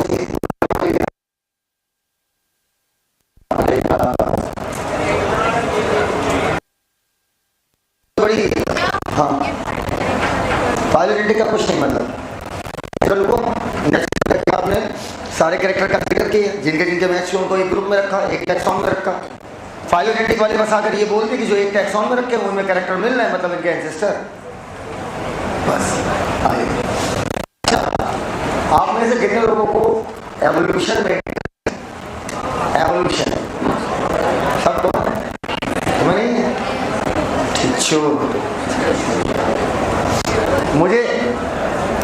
मुझे 4 चीज़ों में बहुत इंटरेस्ट है। अगर तुम मेरा पर्सनल इंटरेस्ट पूछो तो मतलब उनके बारे में मैं जब भी फ्री टाइम होता हूँ मैं उन्हीं के बारे में ही पढ़ता हूँ। मार्क्स तो बट ऑब्वियस है, शायद उतना मैं अर्थ के बारे में नहीं पढ़ाई की होगी जितना मैंने मार्क्स के बारे में पढ़ा है। मार्क्स के बारे में बहुत पढ़ा है, बहुत पढ़ा है, बहुत पढ़ा है, क्योंकि मार्स क्या प्लैनेट है यार, मतलब मार्स एक लगता है। डीएनए बहुत पसंद है, बहुत, जितना पढ़ो उतना कम। समुद्र, सी, डीप सी, जान, यूनिवर्स में भी मार्स और ब्रेन, ये 4 मेरा सीरियस इंटरेस्ट है। और थोड़ा बहुत अगर पसंद आता है तो एवोल्यूशन। एवोल्यूशन वो भी अच्छा वाला, डीप वाला। पता है एवोल्यूशन में क्या कहानी है? जब धरती बनी थी तब का एनवायरनमेंट एकदम अलग था। जब डायनासोरस थे तब का एनवायरनमेंट अलग था। जब थियोफाइटोन वगैरह जैसे जीव थे तब का एनवायरनमेंट अलग था, और आज का एनवायरनमेंट अलग है। एनवायरनमेंट लगातार बदल रहा है। आज से 1000 साल बाद धरती का एनवायरनमेंट कुछ अलग होगा। 10,000 साल बाद धरती का एनवायरनमेंट कुछ अलग, लगातार बदल रहा है। और आपको ताजुब होगा कि ना जाने कितनी बार हिमयुग आया। हिमयुग मतलब आधे आइस एज बस हो गया, आधे से ज्यादा धरती आपकी बर्फ से ढक गई है। स्पीसीज लगभग खत्म। 5 बार ऐसा हो चुका है लगभग कि धरती से स्पीसीज लगभग खत्म हो चुकी है। और ये छठा एक्सटेंशन चल रहा है। अब ये बताइए, जो जानवर मर गए, जो प्लांट मर गए, जो जानवर, ये तुम्हारे सर में चोट कैसे लगी? हाँ, लड़ाई झगड़ा, गिर गए थे? अच्छा, फोकस लेवल कितना भयानक है, बात करते करते गिर पड़ गए। अब सुनिएगा मेरी बात, बहुत सीरियस बात कर रहा हूँ, सुनना। वक्त के साथ लगातार नेचर चेंज हो रहा था, नेचर के साथ साथ नए नए जीव आ रहे थे, कुछ जीव जा रहे थे। अच्छा ये बताइए, अगर कोई जीव आज से मात्र 2000 साल पहले था तो उसका फॉसिल हमें मिलेगा? ताजुब की बात यह है कि बहुत कम जीवों के हमें जीवाश्म मिल पाए हैं, बहुत कम। बड़ी किताबें लिखती हैं एवोल्यूशन की, रेयरली कुछ ही स्पीसीज हमें मिली, जितनी मिलनी चाहिए थी उसके अनुपात में कुछ नहीं मिली। अब तुम कहोगे सर उनका जीवाश्म गया कहां? भाई देखो, जीवाश्म, आपका जीवाश्म तभी बनेगा जब आप, फॉसिल बनने की कुछ कंडीशंस होती हैं, वो कंडीशन सिलेबस में नहीं, इसलिए मैं जिक्र नहीं कर रहा हूं। अगर ये कंडीशन होगी तब फॉसिल बनेगा। मान लो कोई स्पीसीज है, वो ज्वालामुखी के इर्द गिर्द रहती थी। अब अगर ज्वालामुखी फटा और वो सारी स्पीसीज उसके लावा में जल के मर गई, तो बेटा लावा का टेम्परेचर इतना ज्यादा होता है कि हड्डियों का नामो निशान नहीं मिलेगा। तो कहते हैं बहुत कम स्पीसीज है जिनके हमें फॉसिल मिले। अब मान लो, मेरे हाथ को देखना, हाथ तो मत देखो, बोर्ड को देखिए। मान लो एक स्पीसीज है जो आज है 2000 जितना भी चल रहा है, 2300 आओ, ये स्पीसीज हमें आज मिली। एक स्पीसीज है जिसका जीवाश्म हमें मिला, उसका नाम था ए। ठीक, एक स्पीसीज है जिसका जीवाश्म हमें मिला, ये थी 10,000 साल पुरानी, कम हो गया थोड़ा, बढ़ाओ, 20,000 साल पुरानी, और उसका नाम था डी। वैज्ञानिकों ने कहा डी और ई में बहुत सिमिलैरिटी है। प्लीज सुनिए, मुझे ई जानना था कि ई का फाइलोजेनेटिक रिलेशनशिप क्या है, अर्थात ई स्पीसीज अगर बनी तो एकाएक थोड़ी आसमान से आ गए। ये तो भाई, ये तो हमारा रिलीजियस व्यू है। रिलीजियस व्यू हमारा है कि धरती पर सारी स्पीसीज आसमान से आई और एक का दिन में समाज पाई। हाँ, समझ रहे, ये हमारा रिलीजियस व्यू है। विज्ञान इसे बिल्कुल नहीं मानता। विज्ञान चीजों में रिलेशन ढूंढता है और एवोल्यूशन का स्ट्रॉन्ग सपोर्टर है विज्ञान। एवोल्यूशन का 100% सपोर्टर है विज्ञान। मतलब विज्ञान को डाउट नहीं कि एवोल्यूशन नहीं हुआ है, एवोल्यूशन तो हुआ है। इतना मोटा चैप्टर एनसीईआरटी ने दे दिया, इतने प्रिंसिपल बने उसके ऊपर।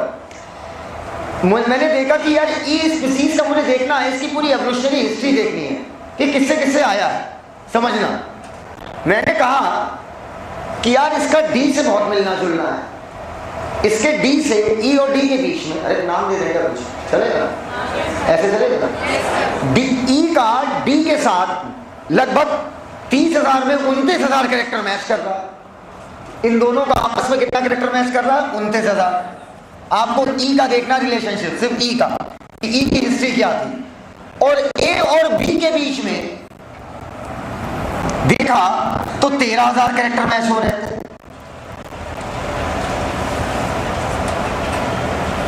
तुरंत वैज्ञानिक समझ गए कि बीच में कुछ और आए होंगे। ऐसा नहीं हो सकता, इतना बड़ा एवोल्यूशन नहीं होगा कि साला 13,000 कैरेक्टर मैच होते से सीधे पहुंच जाए 27, व्हाटएवर रट्टू तोते, 13,000 से सीधे कितने पहुंच जाए? 27,000। ये भैया देखो, एवोल्यूशन ह्यूगो डी व्रीज कहते थे चट से होता है, उनकी बात सही नहीं मानी गई भाई। डार्विन कहते थे एवोल्यूशन धीरे धीरे होता है। ऐसे नहीं हुआ कि भैया रामापितका से सीधे होमो सेपियन, मजाक चल रहा है क्या? एवोल्यूशन धीरे धीरे होता है, gradual, step by step, and every step is baby step. तो कहते हैं कि ए से सुनो मेरी बात, कहते हैं ई से, ई जो है वो डी से आया होगा, डी में चेंज हुआ तो क्या बन गया ई, लेकिन ए और डी के बीच में इतना लंबा गैप, नॉट पॉसिबल। मतलब बीच में कुछ और स्पीसीज आई है, जगह खाली है, जिनके फॉसिल अभी तक हमें नहीं मिले हैं। नहीं समझ पाए? तो जब आपके पास फॉसिल एविडेंस नहीं होता, जब आपके पास फॉसिल एविडेंस नहीं होता, तो वक्त के साथ प्रकृति क्या हो रही है? बदल रही है, नेचर चेंज हो रहा है। तो ह्यूमन, उस समय की मिट्टी, उस समय के चट्टान, अच्छा बताओ डायनासोरस के टाइम की मिट्टी आज होगी या नहीं होगी? बिल्कुल होगी। जमीन खोदो, जहां डायनासोरस का स्केलेटन मिला वही उस टाइम की मिट्टी थी। क्या डायनासोरस मरे होंगे? मरने के बाद जमीन खोद के अंदर गए हुए रहने के लिए? भाई जिस पे चलते थे उसी पर गिर पड़े, उसी पे मर गए। इसका मतलब वहां की मिट्टी उस टाइम की ही मिट्टी है। और मिट्टी की स्टडी करके हम बहुत कुछ समझ सकते हैं कि उस समय इन्वायरमेंट कैसा रहा होगा। इन्वायरमेंट का बहुत बड़ा असर किस पे पड़ता है? मिट्टी पर, उस समय पाई जाने वाली चट्टानों पर। तो अब वैज्ञानिक अंदाजा लगाते हैं इस इन्वायरमेंट में किस तरीके का जीव रहा होगा। आप नोटिस किए होंगे जहां एवोल्यूशन का चार्ट बना है, class 12 NCERT chapter number 7 evolution, जो कि अब चैप्टर नंबर 6 बन गया है, वहां पर आपने नोटिस किया होगा बीच बीच में क्वेश्चन मार्क है, स्पीसीज अननोन, स्पीसीज एक्सटिंक्ट, देखा होगा यार। गेस करते हैं कि उसका ढांचा कैसे रहा होगा। मानव दिमाग के लिए संभव नहीं कि इतनी आसानी से गेस कर पाए। आप अल्टीमेटली बीच की स्पीसीज ढूंढ रहे हो कि कैसी कैसी रही होगी। अबे ऐसे कैसे हो सकता है यार? 13,000 कैरेक्टर सीधे 20,000, मतलब नहीं समझता। तो जब आपके पास फॉसिल एविडेंस नहीं है तो उस टाइम आप सहारा लेते हो 3 तरीके की टेक्सोनॉमी का। टेक्सोनॉमी मतलब ऑर्गेनिज्म को जानना, पहचानना, नाम रखना, क्लासिफाई करना, ये सब किसमें करते हैं? टेक्सोनॉमी।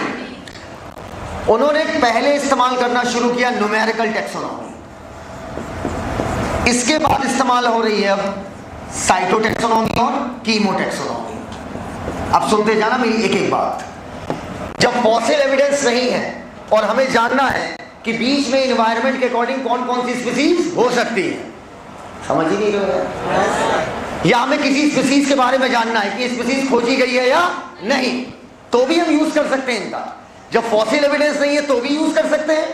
और जब हमें ये जानना हो कि बीच में कौन कौन सी स्पीसीज, इनके बीच में क्या हो रही होगी, लिंक।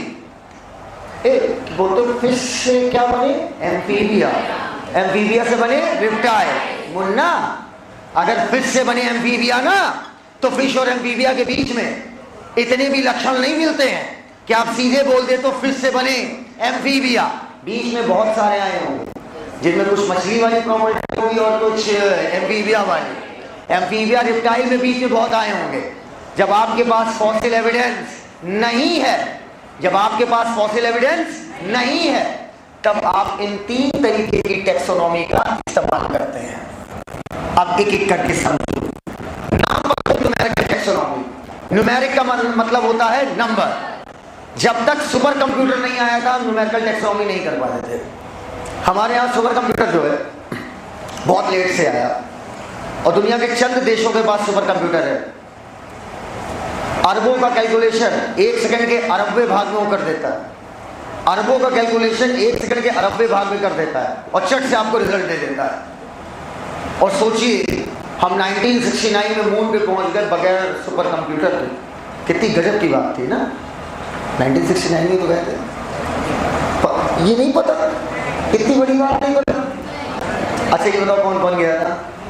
नील आर्मस्ट्रॉन्ग और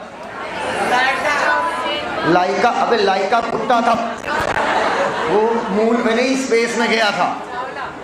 लो कल्पना चावला को मून पे भेज रहे हैं। ये भारत के नौजवान, इनको देश की इतनी प्रतिभाशाली महिला के बारे में नहीं पता, उनको भेज दिए मून पे। चच्चा स्पेस पे गई थी, स्पेस यही है और मून स्पेस यही है। 1600 किलोमीटर डाकोगे स्पेस आ जाएगा। सीधा नहीं डाकना, नहीं बंबई पहुंच जाओ, ऊपर जाना है। मून है लगभग 4 लाख किलोमीटर, लगभग दूरी आसपास कम होती रहती है। तो कौन कौन गया था नीलवास का होगा?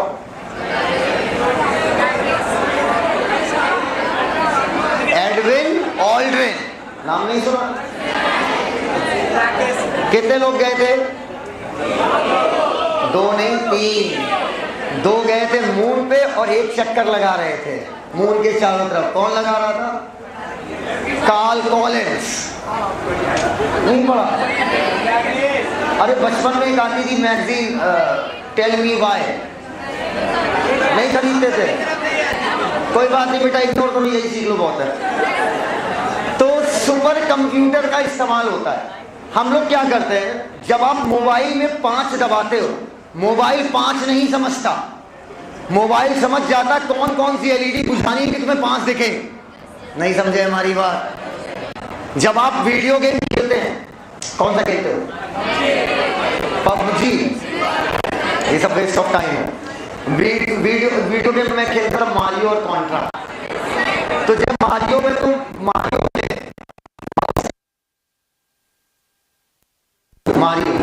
मारियो में जब आप अपने मोबाइल की स्क्रीन पे ऐसे करोगे तो वो चलता है, जब ऐसे करोगे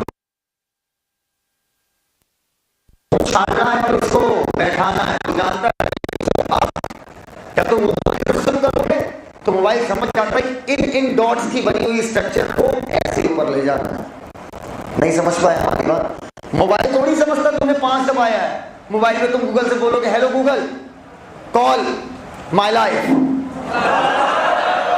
तो गूगल माई लाइफ वाइफ नहीं जानता। माई लाइफ में चाहे तुम अपनी बाई का नंबर सेव कर लो, गूगल वो माई लाइफ है समझेगा, वो पकड़ेगा, ये नहीं समझता। तो उसकी अपनी भाषा है, उसके अपने कोड्स हैं।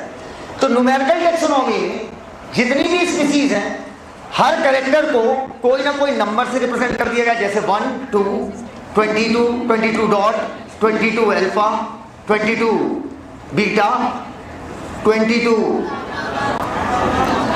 एप्सिलॉन। सारे कैरेक्टर्स को हमने क्या दे दिया? नंबर या कोई कोड। अब समझना बात को। और मान लो मुझे जंगल में स्पीसीज मिली, खड़ी हो या नहीं मिली, बैठो। मान लो ये मुझे मिले, खड़े हो, और ये मुझे मिले, खड़े हो। ये मान लो अलग अलग स्पीसीज हैं। मैंने देखा मारिस के सारे कैरेक्टर डाले, ठीक, और इनके सारे कैरेक्टर डाले और क्लिक किया एंटर कि वापस में क्या करें? मैच। 29,000 कैरेक्टर मैच हुए। मारिस पूर्वज है मैच को, और इनके कैरेक्टर सारे डाले। ये कोई और स्पीसीज है, 10,000 मैच हुए। मारिस गद्दू के महागद्दू हैं। मारिस कहने सर ना मानी जाए, तुम बैठो तुम बैठो, इनसे 10,000 मैच हुए। अब तुरंत क्या होगा? तुरंत क्या होगा?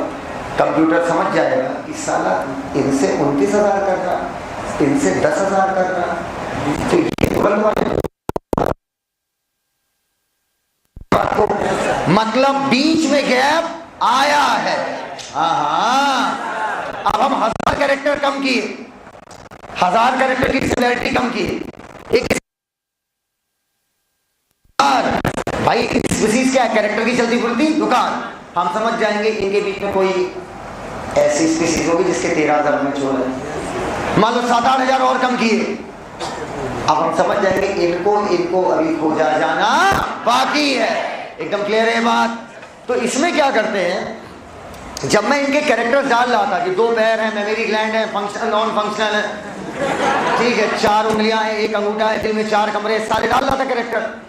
तो कंप्यूटर ये सब नहीं जानता है। अगर तुमने 4 उंगली का होना 22 अल्फा से सेव किया कंप्यूटर में, तो समझेगा 22 अल्फा।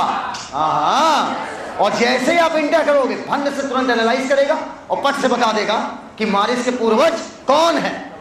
मारिस का तुरंत वाला पूर्वज, मारिस का बहुत दूर वाला पूर्वज, और बीच वाले अगर जो होंगे वो कैसे होंगे।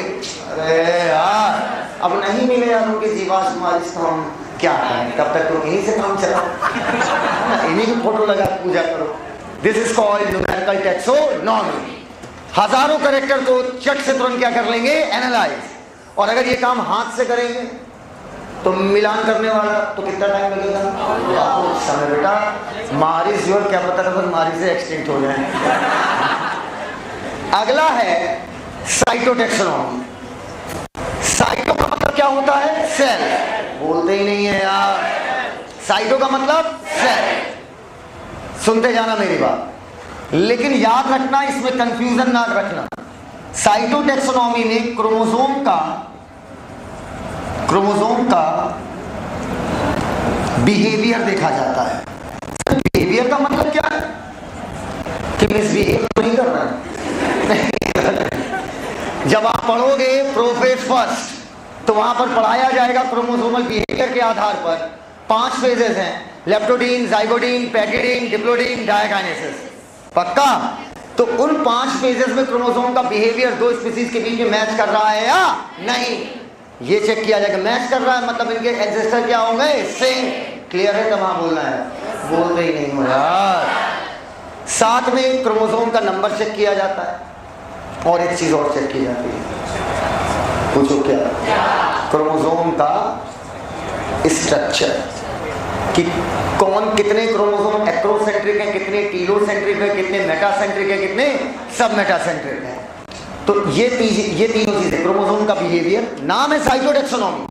सेल नहीं देखोगे, सेल के अंदर क्या देखोगे, क्रोमोसोम। क्रोमोसोम का क्या क्या, बिहेवियर, नंबर और स्ट्रक्चर। पक्का? एग्जाम में मैं भूल गया, ट्रिक याद रखना। नसीब अच्छा है जो तुम्हारे पूर्वज बता रहा हूं मैं। ना से नंबर, सा से स्ट्रक्चर और बा से बिहेवियर। लास्ट है कीमोटैक्सोनॉमी। बहुत सारा बच्चा इस बात में कंफ्यूज रहता है कि सर कीमोटैक्सोनॉमी क्या है और फाइटोकेमिस्ट्री क्या है, और इन दोनों को एक मान लेता है। कीमोटैक्सोनॉमी क्या है और फाइटोकेमिस्ट्री क्या है, दोनों का मतलब समझना। टैक्सोनॉमी का मतलब सिमिलैरिटी वगैरह ढूंढ के किसी को एक ग्रुप में रखना, क्या कहलाता है, टैक्सोनॉमी।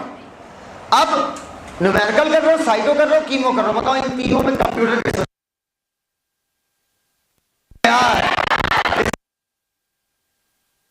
इस्तेमाल हो रहा है, राइट? आओ अब मैं बातें करूंगा कीमो। फाइटोकेमिस्ट्री अभी बताया था कि मान लो इन 14 प्लांट्स में कोई सेम केमिकल मिल रहा है। फाइटोकेमिस्ट्री में हम ये देखते हैं कि प्लांट कौन कौन से केमिकल बना रहा है। समझ गए बात को?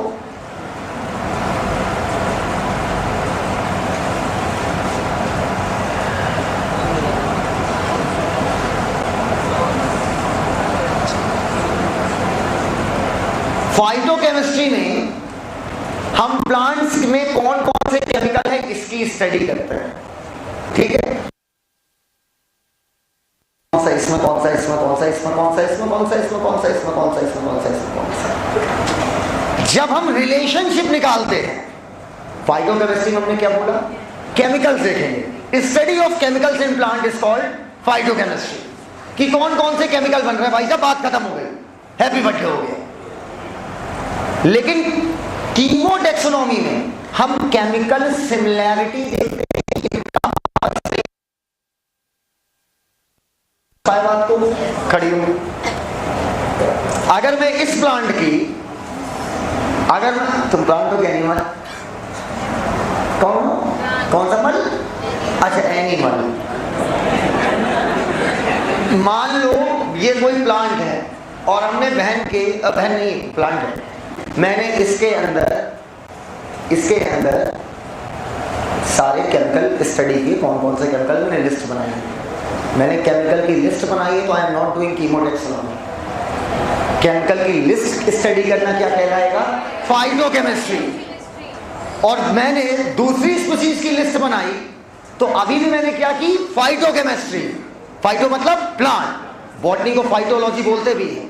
अब मैंने इन दोनों में सिमिलैरिटी देखनी चाहिए, तो अब सर आप सिमिलैरिटी देखोगे तो एक ग्रुप में रखने की कोशिश करोगे। अंतर समझ गए बात को? क्लियर है अंतर? लिखो, मैं पागल हो जाऊंगा, ऐसे कहोगे, मैं बुरा मान जाऊंगी, मैं नाचूंगी, मैं झूमूंगी। लिखो phytochemistry, study of chemicals in plants, study of chemicals in plants. हो गया। बट when we,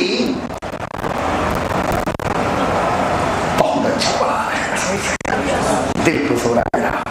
क्या हो रहा है?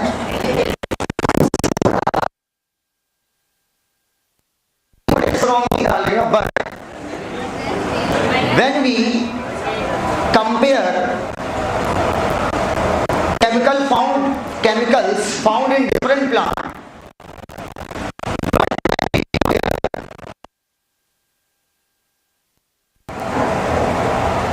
but when we compare chemical found in different plants, to know the similarity and dissimilarity, to know the similarity and dissimilarity, to know the similarity and dissimilarity,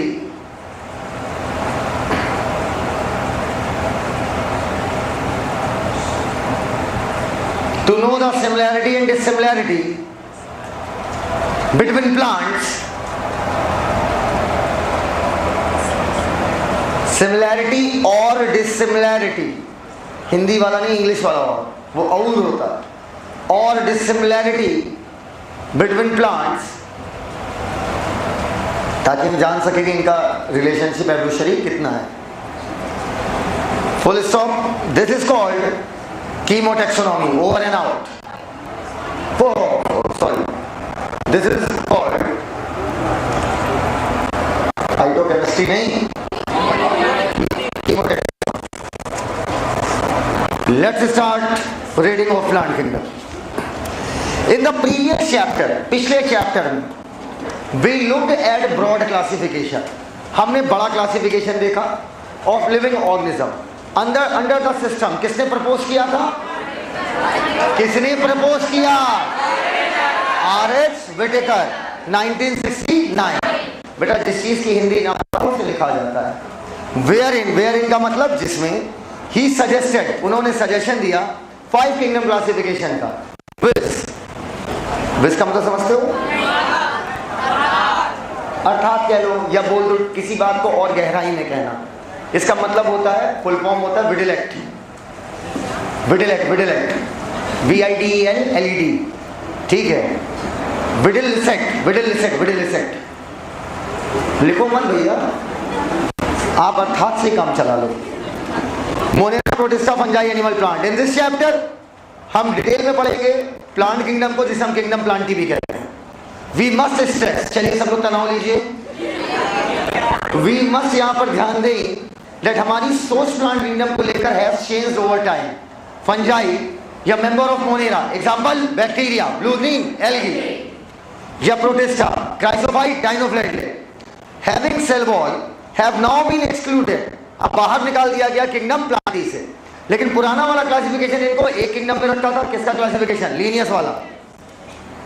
so the cyanobacteria, जिसे हम लोग blue green algae कहते थे, अब देखा जाए तो वो एल्गी नहीं है। इन दिस चैप्टर हम लोग पढ़ेंगे algae, bryo, pterido, gymno, angio under plant. Let us look at classification. देखो ऊपर वो क्लासिफिकेशन जो दिखा रहा है आपको, वो दिखा भी किस तरह, देखो एंजियोस्पर्म का, तो एंजियो डिटेल में है। टू अंडरस्टैंड, ताकि हम समझ सकें सम ऑफ द कंसर्न मतलब पहलू, वो पहलू जो इन्फ्लुएंस मतलब प्रभावित किए क्लासिफिकेशन सिस्टम को। अर्लीस्ट, बेटा किताब नीचे मेरे मुंह पे नहीं है। The earliest system of classification, सबसे पहले कौन आया था? Artificial. The earliest system of classification use only gross मतलब मोटा मोटा, सुपरफिशियल ऊपरी, मॉर्फोलॉजिकल कैरेक्टर जैसे एंड शेप ऑफ लीफ। अच्छा, they were mainly underline, they were mainly based on vegetative character, मतलब रूट स्टेम लीफ के कैरेक्टर, और on androecium structure, या एंड्रोशियम की स्ट्रक्चर पर डिपेंड थे। एंड्रोशियम की स्ट्रक्चर को लेकर क्लासिफाई करने वाले साइंटिस्ट का नाम? कौनियस। माननीय, Linnaeus. Such system were artificial. They separated drawbacks. Underline. They separated. ऊपर छोटा सा लिखो ड्रॉबैक, 1 नंबर डालो. दे के ऊपर drawback 1 number. They separated the closely related species. क्योंकि इन्होंने कैरेक्टर लिए थे बहुत ज्यादा, बहुत कम. एक तो कैरेक्टर है. ऑल्सो के ऊपर 2 लिखो, 2 नंबर. ऑल्सो के ऊपर 2 number. Also the artificial system gave equal weightage to vegetative and sexual character. दोनों को बराबर महत्व दिया. देना सही था. किससे ज्यादा देना चाहिए? सेक्सुअल. अच्छा, कहता दिस इज नॉट एक्सेप्टेबल, क्योंकि हमें पता है vegetative character are more easily affected by environment. As against this, इसके विरुद्ध जो नेचुरल क्लासिफिकेशन सिस्टम था वो एक आध लिया था कि सारे बोलते ही पीछे वालों मर जाते हो क्या? अब बोल लो सारे. As against this, natural classification system जो डेवलप हुआ वो नेचुरल एफिनिटी देखता था एमंग ऑर्गेनिज्म और कंसीडर करता था नॉट ओनली एक्सटर्नल फीचर, सिर्फ बाहरी नहीं, इंटरनल भी, जैसे ultra structure, anatomy, embryology, phytochemistry, सब. फ्लावरिंग प्लांट के लिए नेचुरल सिस्टम ऑफ क्लासिफिकेशन किसने दिया था? George Bentham and Joseph Dalton होकर. एट प्रेजेंट आज बेटा फाइलोजेनेटिक कुछ नहीं. फाइलोजेनेटिक में इतना बोल दिया भाई, नेचुरल वाला ये घुमा फिरा के कि एक ग्रुप में रखे हो तो आपके एंसेस्टर क्या है? Same. Based on evolutionary relationship between organism, this assume, ये मानता है कि organism belonging to same taxa have a common ancestor. We now use information, अब हम इस्तेमाल करते हैं information from many other source, बहुत तरीके से, टू हेल्प, ताकि मदद मिले, टू रिजॉल्व, ताकि सॉल्व हो पाए हमारी जो मुश्किलात आ रही है क्लासिफिकेशन में. क्या ह्यूमन इतना सोच पाएगा कि 1000 कैरेक्टर कम करेंगे तो ऑर्गेनिज्म कैसा हो सकता है? नहीं, ये थोड़ा जरूरत से ज्यादा हो गया. आइए underline, these become more important जब आपका फॉसिल एविडेंस आपके पास नहीं है. सबसे पहला numerical taxonomy. Numerical taxonomy is now easily carried out using computer, is based on all observable characters. जितने कैरेक्टर हैं सब देखेंगे इसमें. Number and code are assigned, assigned मतलब प्रदान करना, दिए जाते हैं to all character and then the data are process. और उसके बाद डाटा को प्रोसेस करना समझते हो? इंटर करेंगे तो डाटा को मैच करेगा, वही प्रोसेसिंग. इन दिस वे प्रत्येक कैरेक्टर को हम बराबर इंपॉर्टेंस देते हैं and at the same time 100 of character can be consider.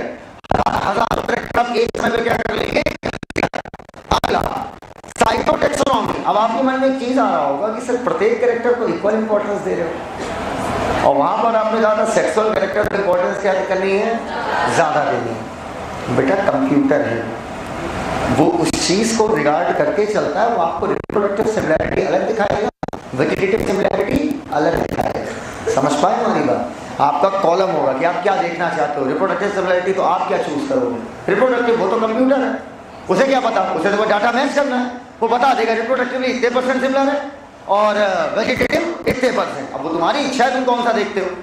तो इसमें भी प्रत्येक कैरेक्टर को इंपॉर्टेंस तो इक्वल मिल रही है, लेकिन आप किसे इंपॉर्टेंस दे रहे हो वो आप जानो ना. अगला, और हजारों कैरेक्टर टन से आप एनालाइज कर लोगे. साइटोटैक्सोनॉमी, सबब, नसीब, ना से नंबर, सा से स्ट्रक्चर, बा से बिहेवियर. कीमोटैक्सोनॉमी, केमिकल कंस्टिट्यूएंट यूज करते हैं, हम प्लांट का देखते हैं टू रिजॉल्व कंफ्यूजन, ताकि कंफ्यूजन दूर हो, और ये यूज करते हैं आज की टैक्सोनॉमिस्ट. ना ब्रायो, जिम्नो एंड एनजीओ. सुनो, एक चीज ड्रॉ कर रहा हूं, बस उसे देखिएगा, मुझे वक्त बताइए. एग्जैक्ट 10 o'clock, एग्जैक्ट 10 o'clock हो रहा है. 9 मिनट, 2 मिनट काम. अरे 2 मिनट में तो हम तुम्हारी सांस रोक सकते हैं. एक बड़ी सुंदर बात लिख रहा हूं. लिविंग ऑर्गेनिज्म, सुनना बच्चों, बड़ी सुंदर बात है. लिविंग ऑर्गेनिज्म को 5 ग्रुप में बांटा था. मोरेला, मोनेरा, प्रोटिस्टा, पंजाए, प्लांट और एनिमल। कौन सा फल?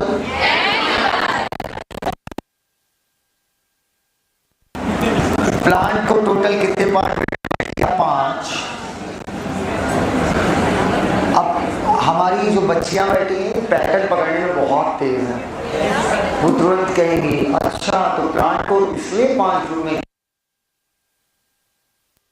यहाँ पछुआ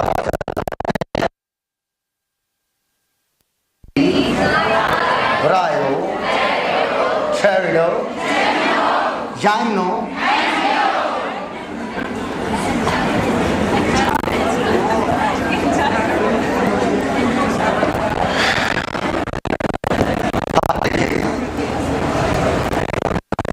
मोनेरा प्रोटिस्टा फंजाई। प्लांट में एल्गी और ब्रायो इतने हैं हैप्लॉइड,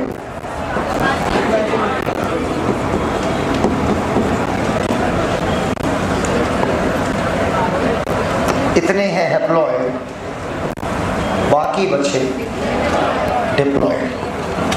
बात खत्म। अब एक आपको बोलना कि मेल हनी के लिए सब बात है। प्रोटिस्टा ब्रायो जहां तक हैं हैप्लॉइड और बाकी बचे डिप्लॉइड। धन्यवाद।